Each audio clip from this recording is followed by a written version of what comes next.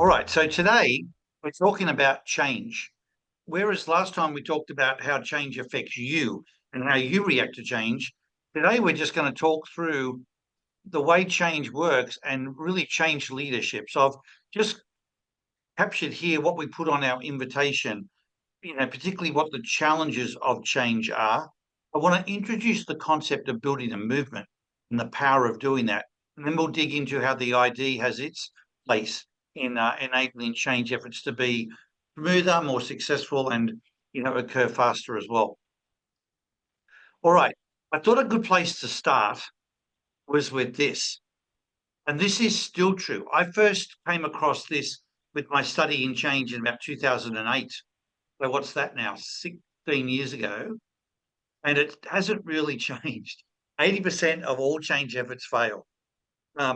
And I was thinking about this driving to this location where I am doing the webinar from today, and I thought, if people said 80% of all cars that are going to that destination today aren't going to make it, would you still get on the road and go down that path? You probably wouldn't. And yet when I think about how people tackle change, typically they'll go and grab change models and processes that others have used, notwithstanding that they mostly fail. So there's just almost an insanity about the way people still approach change instead of stepping back and taking a look at it through a very different lens. And that's what I'm proposing we do today. I thought I'd start by capturing what are some of the key challenges that may be behind that 80%. The first one is it's staggering how often the change is not articulated. So they'll say things like, we need to change the culture. So what? How is it going to be different? And is it done in a way that the sixth grader can understand the changes in their way of thinking, their way of behavior, the way they're meant to interact with others? So often the change is about the tool or the process or the thing. Connected to the thing are the people and the way people need to operate differently, think differently, collaborate differently. And that is such an enigma. People rarely dig into that. So, are we recording? Yep. So that's the first thing that is a massive challenge. And I'm not going to talk yet about the emotional and people elements. I'm just saying here, defining the change. Where ID can play a massive role is if we use authenticators for the defining of the change, it normally has a much better chance of being a clear picture than if it's left to the theory and the conceptual sort of definitions that occur to other people, no matter what the ID. One of the talents of or strengths of the authenticator is that they bring it down to basics, to that clear picture, so people can see it, touch it, feel it, relate to it. The second is having people that are actually equipped for change. So often there's this chasm between the people that were instigating the change on the one hand, and then the program manager people they bring in to manage the change because they're really good at execution, or they've been managing other projects and bodies of work. So they grab that person to manage change, but they see change as like a Gantt chart process, that there's a whole set of tasks. We've got to tick the boxes on all these things. And as we tick the box and move through the chart, so the change unfolds.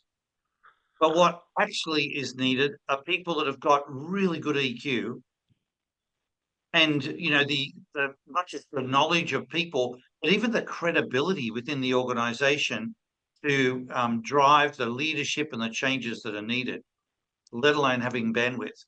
And I find that so often the people have been appointed as change leaders don't have the necessary capabilities, let alone bandwidth, that they need to really lead change effectively. Also, they don't have the seniority, or in our language, the clout, to actually drive the change. PMO office isn't sufficient. There's normally three layers of change. The people that sponsor it, they're the people that wanted it in the first place. People they get on board in some type of steering committee or governance group to lead the change. And then there's the change managers, the program managers that are driving much of doing of the change. So much of the focus is not on the change sponsors. They've instigated it, they've done, not on the change leadership, but it's all around the change management. But when you leave those first two groups out of the equation, that is a massive challenge for the success of change. A lot of people think, I think at the senior levels in business, they think it's beneath them. Well, I've blessed it, I've anointed it, I've done my job, I appointed a team of senior people to do it, my job's done. No, it's not. It hasn't even begun yet. That's like one of the first steps. And so often the change unravels right at that point. The fourth one is people see it as a logical path, like I mentioned, a Gantt chart. And yet it's like a road with all these twists and turns and obstacles that get in the way and require, if you were a car, you can't just get on a track and drive in a straight line and take your hands off the wheel. It's not only both hands on the wheel, you've got passengers in the car that get anxiety. That's called resistance. And then you're going to run across all sorts of trees on the road, water on the road, oncoming traffic, turns and twists that mean you've got to be alert, you've got to predict, you've got to expect, you've got to adjust and navigate. Well, it's staggering to me how often those adjustments don't occur. So a simple thing like somebody leaves the team, there's an upheaval in the team. We've got to go and find a new, replacement person or people, and yet the same timelines and expectations say the same. They don't adjust those to say, hey, we've just hit an obstacle, so we've had to slow down our speed and we're now going to be later to our destination. Nope, same expectations. And it just puts unbelievable pressure on people instead of adjusting the road all the way through. One of the big things that we see through the lens of ID that is really unique, it's a unique perspective for us, is that the people who instigate the change are often wired not just differently, but opposite to the people that are being asked to embrace the change. So you get typically, I'll just use this is a very general statement. You can get improvisers that thrive on making change. So they design it based on how they would like to get it. So firstly, it's exciting. Look at the opportunities. Look at the impact this could have. This is going to be fantastic. The very people that they're asking to change are often avoid improvisers who have a natural resistance to change because the first thing they see are all the risks. And that's not factored into the way they present the change or manage the change all the way through. Now, I'm just using that example of the opposites of improvise versus avoid improvise. We could say the same thing that, you've got avoid completes often in the leadership or the sponsorship of the change, and that's not always who is in the audience being asked to change. So I think factoring that in is often a real light bulb moment for teams we work with driving change to say, oh my God, I've designed this to suit me, haven't I? Not the audience. We'll talk about that in a second. And the last one, when do most change efforts fail? So I'm going to show you this visually. And Denise, I'm actually going to grab a couple of slides here that you helped me put together. Last week, you'll see them come to life here. But when you think about change and the journey of change, for those of you who have been involved with this, think about this. Change starts with a designing and planning phase, thinking about what is the change we want. Then we go and get a group of leaders enrolled. They're the change leaders. Then we talk about launching the change. I've just been a part of this with another organization where they've just made the big announcement of the changes they're going to be making to the way that they are structured and work together. And what typically happens is at this point is when they form the change management process, whatever that might be. But the horse has already bolted. Now have a think about this. When do most change efforts fail? When we first read that slide about 80% of change fails, I think people think that it fails progressively over the course of time, like over the course of the year, and a year from now we go, yes, it's failed. But it didn't take a year to fail. I look at how derailed it gets within the first month. And then it just fails to launch, fails to really get traction, momentum beyond that. What really should happen is change management comes into play from the beginning. And when I see change management only getting enacted, after the first couple of months or those first couple of phases, it's already destined to fail. So one of the first things that we would suggest to, any organization embarking on change or transformation is bring the change management expertise and mindset in from the get-go, even into the very launch. In fact, in our latest webinar, the webinar we did in September, a couple of people made it very clear that it's not actually the change that they resist, it's the way the change gets done. And that often includes the way the change got launched. From the time it got launched, they got frustrated and angry, and all that resistance just flared up. And they're only at the beginning of that journey. I'm not even worried about putting in what all the other steps are. That'll change from journey to journey. But so much change effort doesn't even get out of the gate because of the way that it was launched and designed in the first place, without proper care around the audience that they were asking to change, and that whole focus on change management from the start. I might just stop there in case anyone has any questions or comments that they'd like to contribute.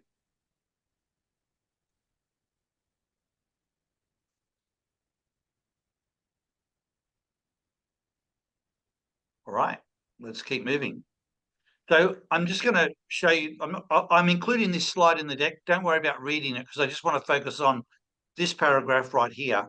And I'll just expand it so that you can see it. But this is important. We did talk in the introduction about transformation. And this is another dimension that I think people miss with transformation. When you study transformation, it has to be done as a whole of organization efforts where everyone buys in. When it's attempted to be done in parts, it's too fragmented. It can only ever be incremental and therefore suboptimized.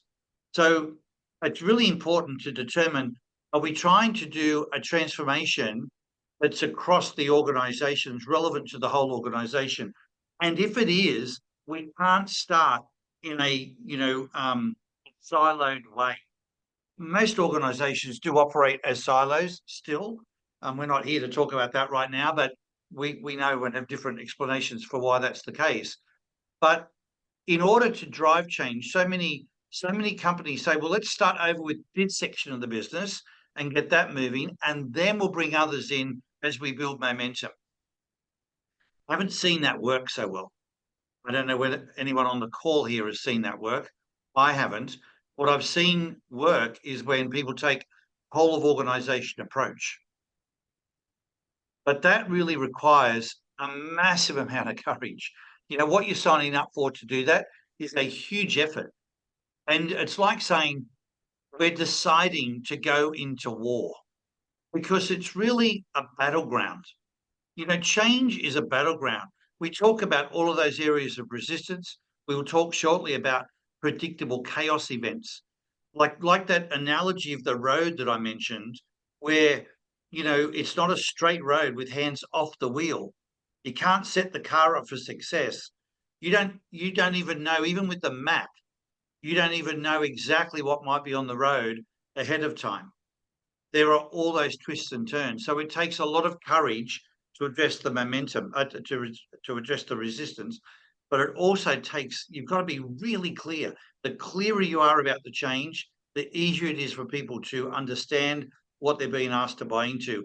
And given that it's a journey, you truly can't take your hands off the wheel as the sponsor of the change, as the leaders of the change, until it's done. And it means that you're signing up for continuous visibility about the change, being continuously vocal about the change. You've got to do it to the point where you are sick to death of it. You feel like this, broken record, but continually repeating the same message. Yes, that's what it takes. So I think first up is a real, reflection for the people instigating the change. Are you really willing to put the wood behind the arrow to make this change happen? Because I think that's one of the key challenges, that people sign up and don't realize what's actually going to be involved to drive the change through. Hence the reason most of them don't succeed. Any questions or comments before we move on? I've seen Paul, just as another point, where change is instigated within a group that will champion the change and become the change agents within certain business units to kind of create the momentum for change. Sometimes as a tact that Almost like a proof point. yeah, so that others can see, oh, okay, that's how it's going to work, and that's where we're headed, and that makes it really real for people. Yes, But with the idea initially, with the goal for how that rolls out organizationally wide, not just correct, start and end there, and then let's see how that worked. So, correct. No, I would agree. That's, I think of that as a pilot, mm, that you're really doing to sort of create some level of proof around it. And then the whole of organization effort begins. But it's got to be whole of organization. Yeah. Okay. So one of the things I'd like to bring into play, and this is a new learning for me. This is something that I was introduced to within the last 3 months, is the concept of a movement as opposed to driving a change. So I'm going to show a video here that I think is really quite fascinating. Let me call it up. Only a 2-minute video. Let me show it to you, and hopefully this will work.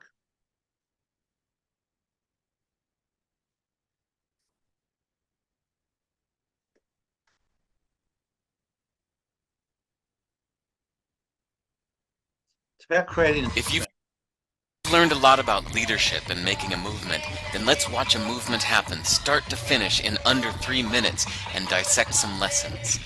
First, of course, a leader needs the guts to stand alone and look ridiculous. But what he's doing is so simple, it's almost instructional. This is key. You must be easy to follow. Now here comes the first follower with a crucial role. He publicly shows everyone else how to follow. Notice how the leader embraces him as an equal. So it's not about the leader anymore, it's about them, plural. Notice how he's calling to his friends to join in. So it takes guts to be a first follower. You stand out and you brave ridicule yourself. Being a first follower is an underappreciated form of leadership. The first follower transforms a lone nut into a leader. If the leader is the flint, the first follower is the spark that really makes the fire. Now here's the second follower. This is a turning point. It's proof the first has done well. Now it's not a lone nut and it's not two nuts. 3 is a crowd and a crowd is news. A movement must be public. Make sure outsiders see more than just the leader. Everyone needs to see the followers because new followers emulate followers, not the leader. Now here come 2 more people, then 3 more immediately. Now we've got momentum. This is the tipping point and now we have a movement. As more people jump in, it's no longer risky. If they were on the fence before, there's no reason not to join in now. They won't stand out, they won't be ridiculed, and they will be part of the in crowd if they hurry. And over the next minute you'll see the rest who prefer to stay part of the crowd, because eventually they'd be ridiculed for not joining. And ladies and gentlemen, that is how a movement is made. So let's recap what we've learned. If you are a version of the shirtless dancing guy, all alone, remember the importance of nurturing your first few followers as equals, making everything clearly about the movement, not you. Be public, be easy to follow. But the biggest lesson here, did you catch it? Leadership is overglorified. Yes, it started with the shirtless guy, and he'll get all the credit, but you saw what really happened. It was the first follower that transformed a lone nut into a leader. There's no movement without the first follower. See, we're told that we all need to be leaders, but that would be really ineffective. The best way to make a movement, if you really care, is to courageously follow and show others how to follow.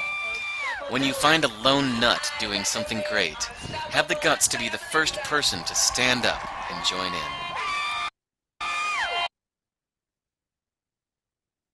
So I thought that was really powerful. So that's real time, guys, and that was less than 3 minutes. 3 minutes included his debrief of it.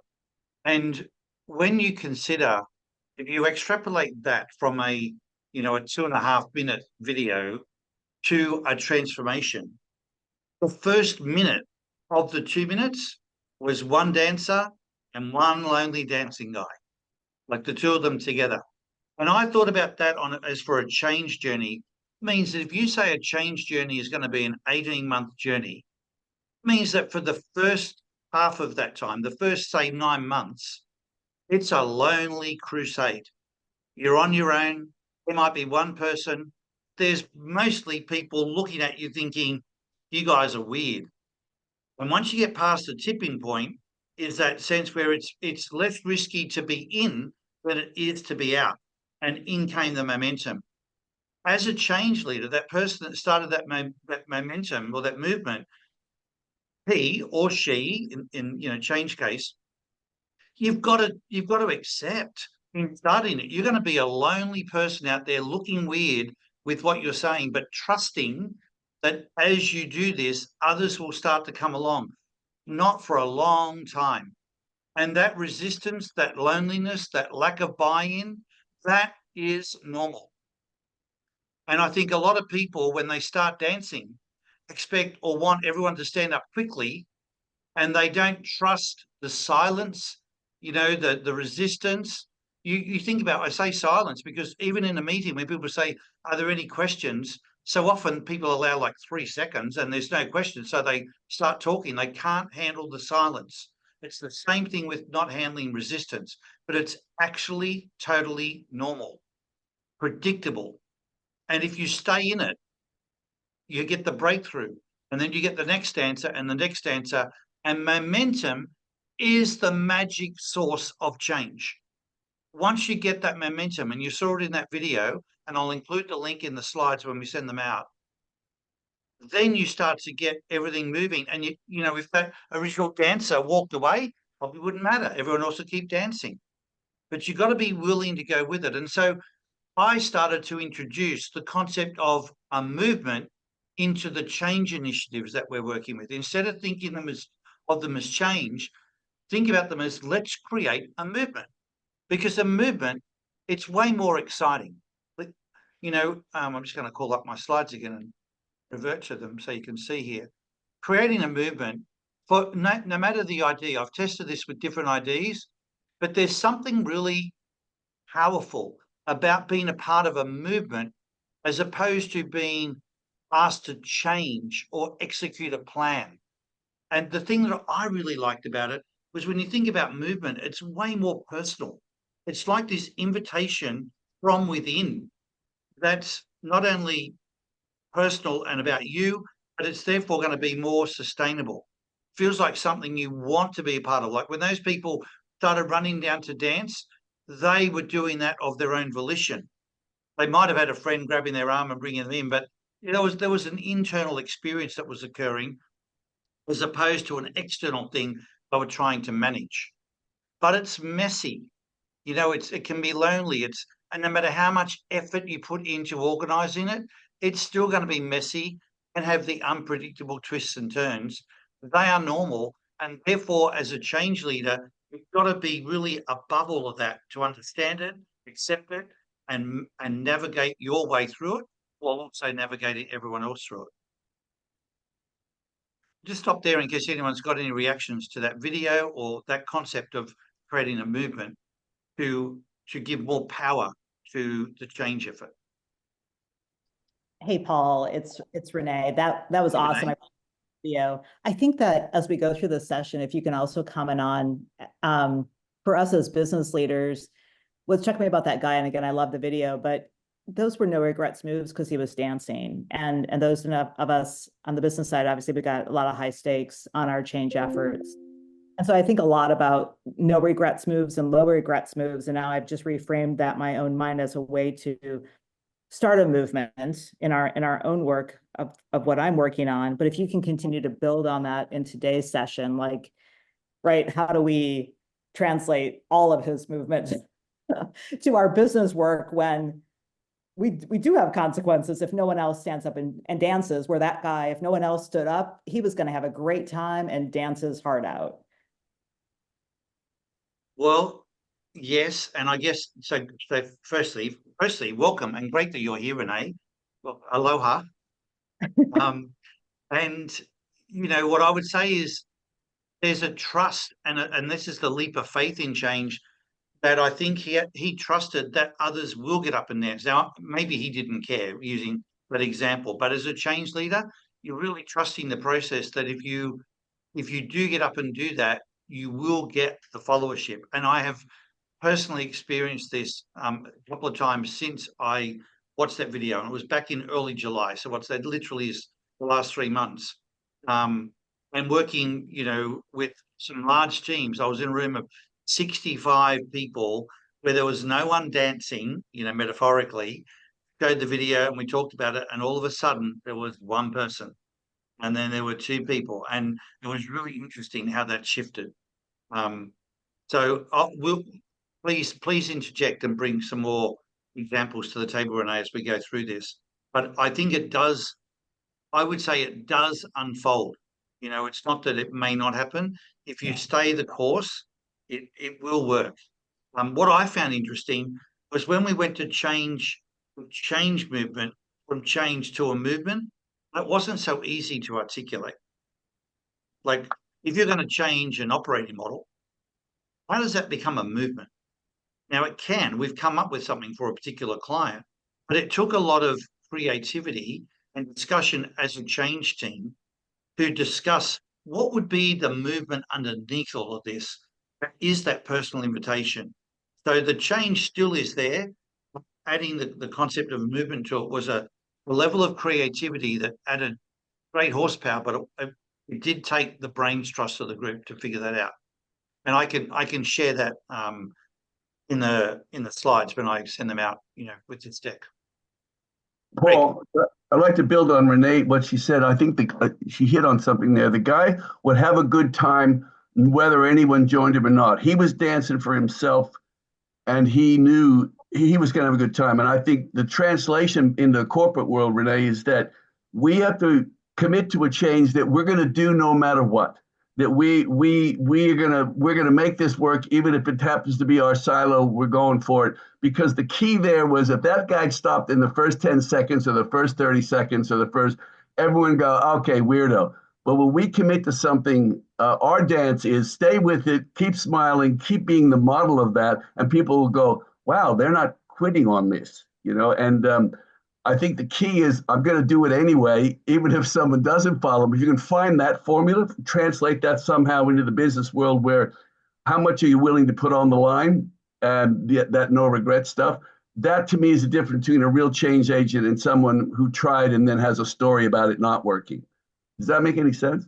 Yeah, I think that's a great point. And I think the framework is, in my own mind, is bringing it together. So you start with the no regrets, low regrets moves to get the movement going. And then once people start jumping up, right, you add more dance moves, and the dance gets bigger and more grand or complex. And at least that's how I'm thinking about how I would personally use it. But that your frame up there helps as well. So thank you so much. Thanks, Renee and Greg. And I think it's also, you're pointing, Renee, right to the heart of why so much change fails, is because people come in with options to not continue. And you think about it, in the corporate world, there's change, but people are also trying to keep their job, So if going back and tackling a change leader to say, hey, we need you more involved, and they're saying, I can't, I've empowered you, you do it. No, we need you. And having that's part of the battleground conversation. But if you put that on the line too much, you could then risk your job. And so there's your point, Renee, the regret possibilities are there. They get it. So it takes that person that says, and I'm thinking of a leader about 15 years ago, and he said, I'm going to the mat on this, meaning my whole job's on the line on this, and we're doing this, and if I lose my job, that's it. But he'd resigned himself to the fact that there was no way out. And I do find that one of the key, I said before, that momentum is a magic ingredient. Having no other option is also key. When there are options to not do it, you're pretty much handicapped from the get-go. When there is, the burning of the canoes, as they say, then that's really key to driving change. That's a good segue to, this is sort of known to all of us. Being in stride is really a key thing to do. If it's going to take all this courage and commitment and loneliness and battleground and, you're going to be that lone dancing guy for a while, not only do you need to be really aware of yourself and what you need and how to be on your game, but it's the authenticity of what you're doing and of what you're saying. When you are in stride, there's a vibration that you give off that becomes magnetic to other people. We say that vulnerability builds rapport, authenticity builds followership, and the credibility that's needed to drive change. So you can't just be the lonely dancing guy with an interesting plan of change. You've also got to be someone that is radiating or vibrating the energy that attracts people to want to come and dance with you. And therefore checking in on yourself and making sure that you are in stride, you know what you need to be in stride, and the people around you are in stride. That's all part of you having the resilience to be able to, last the journey. So this before we talk about individual drives, just the principle of ID of being in stride is a really big part. If someone's not on their game or is insecure or has got various fears or things, to Renee's point, they're going to regret, they don't have the internal power flowing through to really enable the change to occur. So that's a really huge point. And I find myself, in fact, I'll be very honest with you. Someone said to me the other day, Paul, wherever you go, it seems to be chaos. Not exact words, but it was like this person got reprimanded because we were being too, pressing too hard on the senior leadership. And I was like, well, how serious are we about the change? I'd never thought about the fact where I go, I'm sort of breaking glass, but you said you want to change and we're going to get change.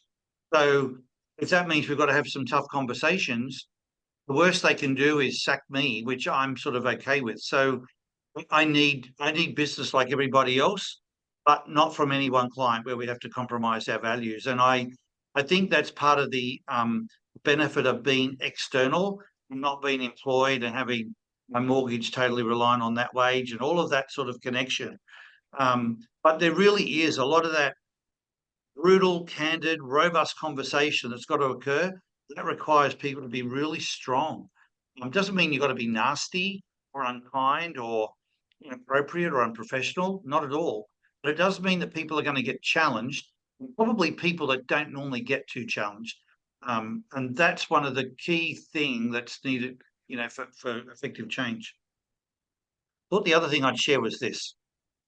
This is just I find when we share this slide, it really lands for teams to understand what a change journey involves. So this is another way of maybe presenting the weird dancing guy video, just showing you here that no matter how well you organize change, it always goes through a phase of getting worse before it gets better.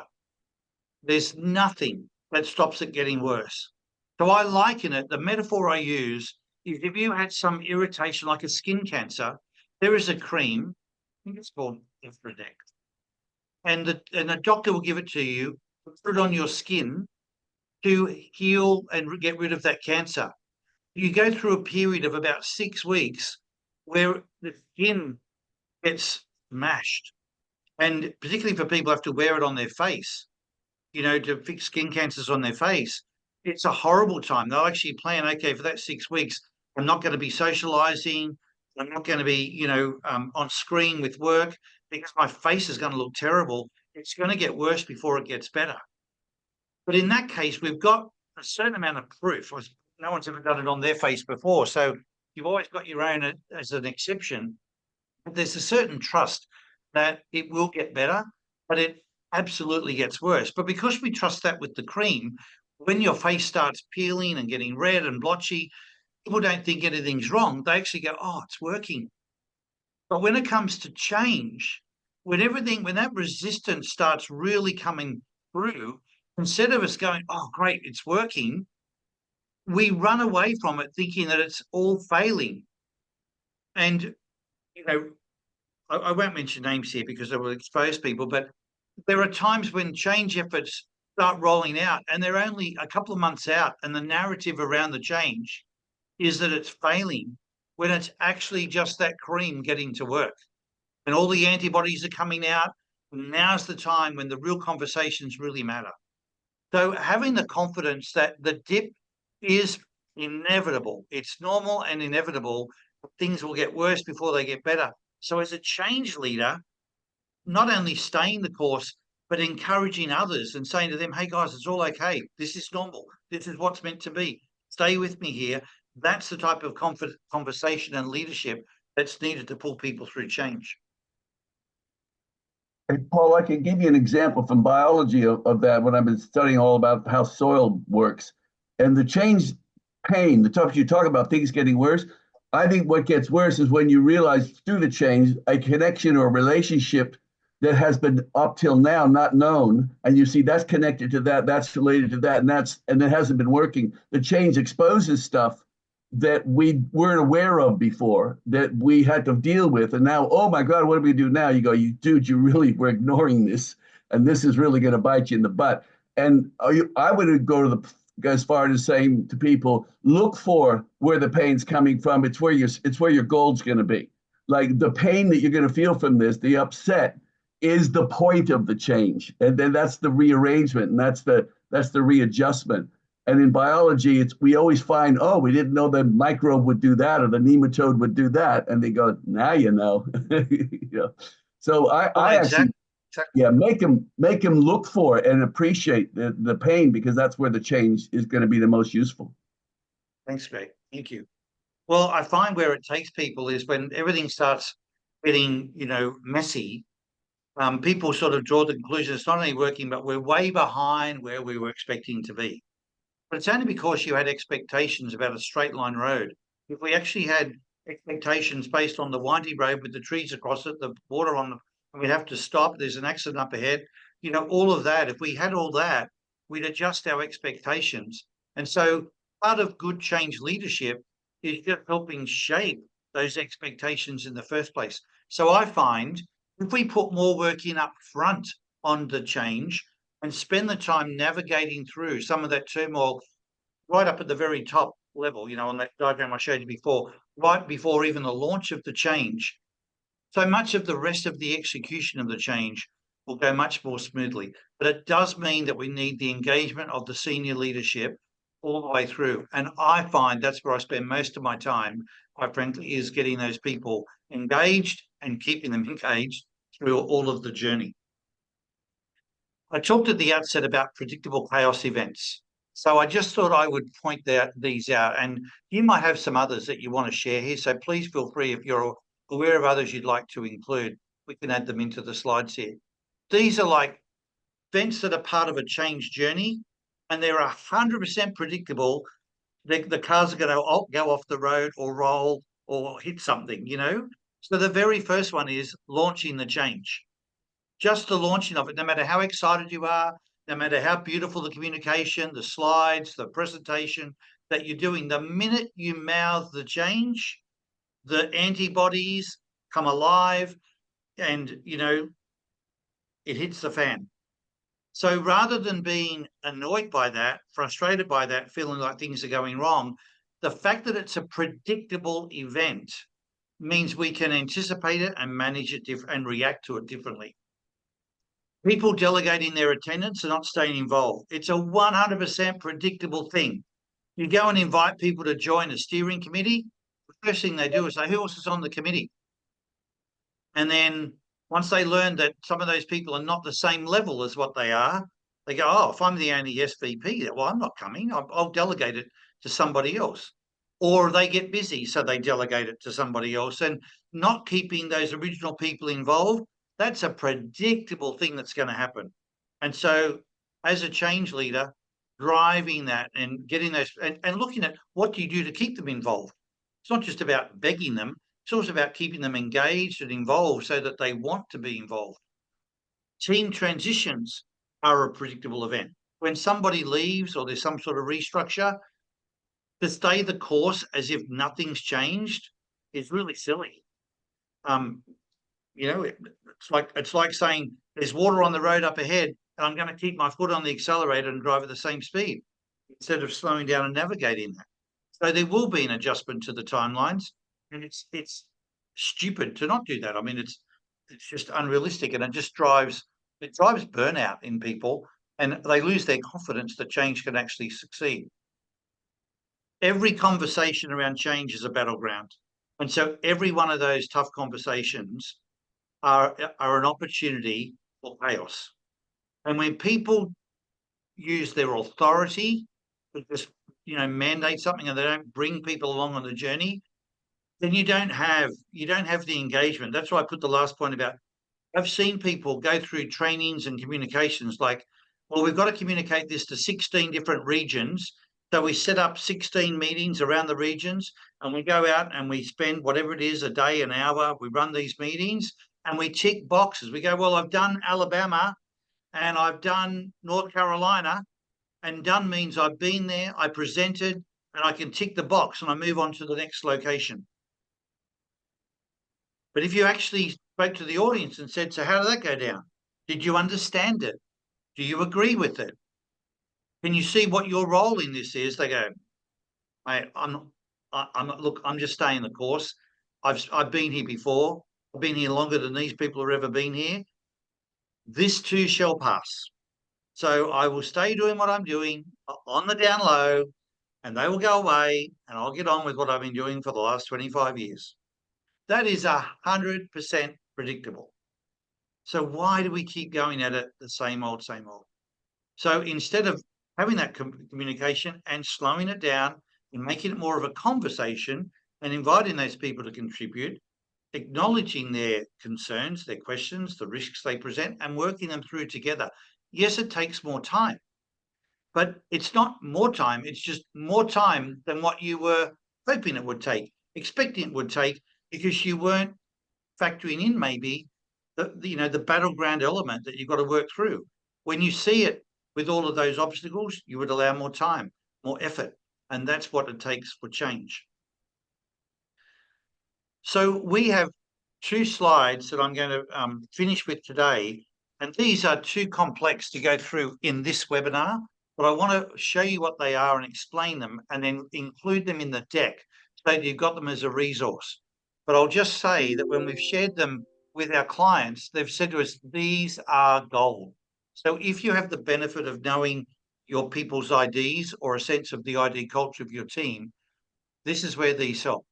So this first one is to show you the potential causes of resistance. So depending on the person's ID or the ID culture, you look at this graph and you say, okay, we've got a strong verify culture. The things up here in the top left-hand corner are what are going to cause resistance for the verifiers. If you're driving change and it's a strong avoid improvise group, you look at the box down here in the bottom right-hand corner and go, okay, these are the things that are going to cause resistance to our people.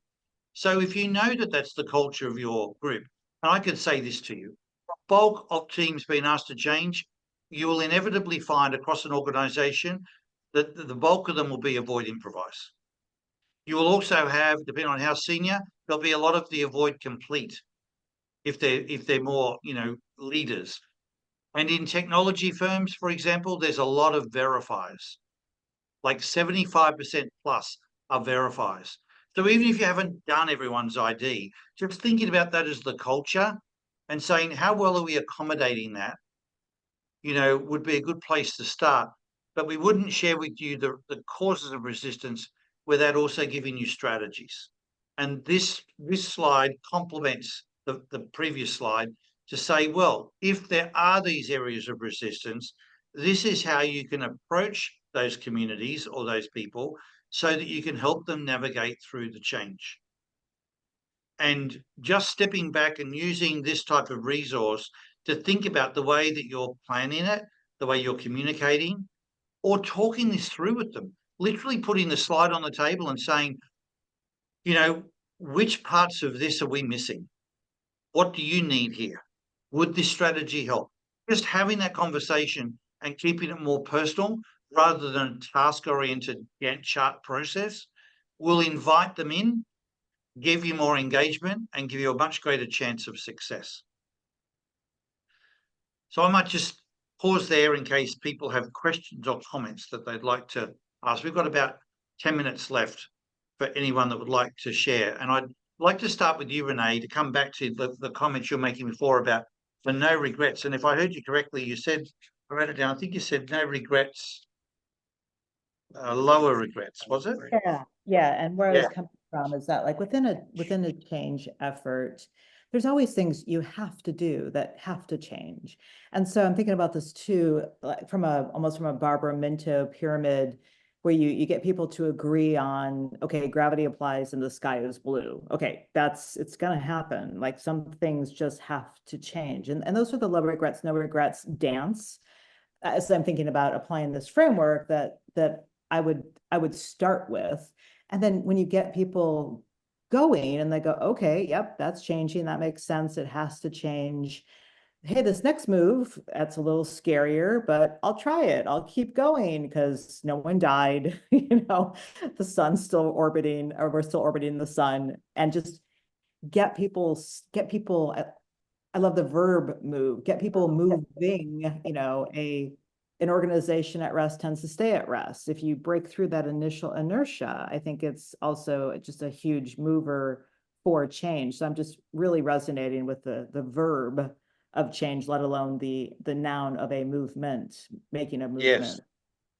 So would you say that if you can identify, if you think about what you've done, I know you've been a part, like you've spent your career with change, for people to understand what Renee's done. I mean, you've been involved with integration of acquisitions for, I think the whole time, like years. How long, Yeah. Renee? 20 A long time, right? plus years over 20 two, years. right? So lives in this space. Would you say that it's worked better for you when you identify the changes that are non-negotiable and you start with them, or how do you do that? Yeah, at least I'm going to answer this with coming back to an ID, depending upon the ID of the larger sponsor leader, gives us, I think, or has guided me or given me success with approach. So if you've got a bolder leader who's willing to dance with abandon, you can, out of, your starting point can be a little more complex and out there. And then that's been successful. So I guess Paul, I'd always come back to the ID of the, if you will, the sponsor leader who has to be the North Star of the change of the movement. Yeah. Thank you. Thank you. Well, and I know with some of the ones you and I've talked about, you don't always have the level of support there. It's not always as visible, as consistent, as vocal as it needs to be. And so going back, trying to get that, I'm sure you've spent a lot of your energy trying to just, impress that on people too. But and I think it has to be authentic. So you can't ask someone to dance wildly if they don't dance wildly, right?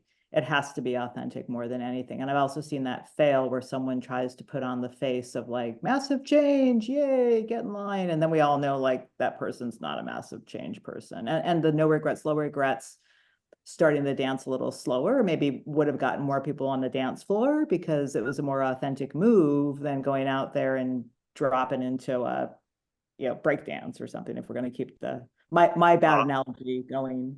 But I mean, your point's really good, because another example that ties to that is, when people say we want to have more accountability in our culture. And so that's one of the changes we're going to make. We want an accountable culture. And then a moment that matter occurs with the leader that's, the instigator of the change, and they don't hold people accountable, then the whole thing is futile. People watch to see, is the person at the top who's instigating this change, are they living, breathing this in how they do their work? And if they see cracks in the behavior of that top person or people, then there's no way it's going to roll out. Greg, I'm looking at the comment you put in the chat here about the best plan is only perfect until you implement it. Wasn't it Mike Tyson that said something, best game plan only works until you get smacked in the mouth? It's only as good until you get the minute it's game on, plans are out the window. And I think it's a great metaphor for change. You have the best fighting plan until you get hit, and then it's like plans out the window and instincts take over. And knowing all of that, I mean, that's why I believe that change fails, because with everything we've talked about today, which has to do with the emotional equation of change, people ignore that and take the Gantt chart approach to change, which, It's never going to work. Never going to work. So look, there's a lot of content in what we've shared today. If you took nothing more away than that, the emotional side, the human side of change is where we've got to over-rotate to start making the probability of success different. If that's all you took, that alone, and you became vocal about that, but to Renee's point, from a place of real authenticity, and share maybe some of the material and insight that we've included today, then I can see this being, giving you a chance of having a different level of success.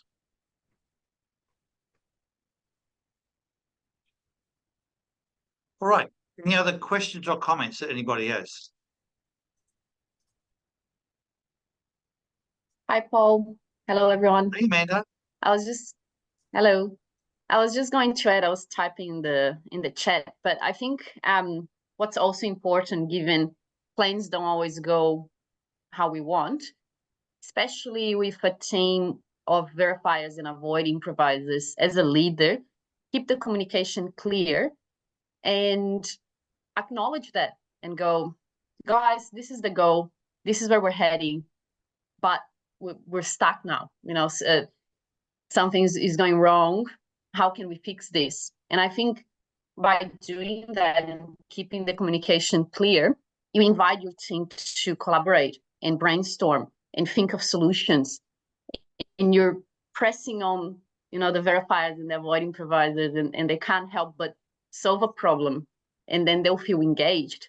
It's not like you're abandoning the change, but just be clear. Just go, I thought this was going to work out perfectly and it hasn't. So how can we solve this? And if your team's really engaged and believe in the leader, they will help you and help the team move ahead with that change. What a great point, Amanda. Thank you so much for sharing that, because, so often the leaders have changed. When I said before that the leaders are often wired not only differently, but opposite. So many people leading the change are improvisers. We want to see the rose-colored glasses that someone said to me one time, no matter what the result, declare victory and move on. And avoid improvisers, who are the bulk of the people being asked to change, can't stand that. They would much rather, like Amanda, you're a great example, much rather someone go, you know what, it's not working, guys. We're really struggling with this and we need your help. And then they feel like, oh, now we can play, now we can do this. And the very thing you think is, a sign of weakness is not. It's just your authenticity, which invites other people into play. Thank you for making that point, because that's a big mistake that a lot of improvisers make, feeling like they've got to be this, I've got to be strong. We've got to show that it's working. We've got to, win people over by focusing on the positives. It's like, now what about being realistic? What about being authentic and letting them be a part of helping us solve this? Thank you. Great point. All right, guys, if we don't have any other questions, we'll give everyone a little early mark. I don't know if that's ever happened, but thank you for being here today. It's really valuable topic and material. I hope it serves you well. And I look forward to seeing you in our masterclass, where we'll dig into some of the nuances here. Thanks, everybody. Have a great rest of day.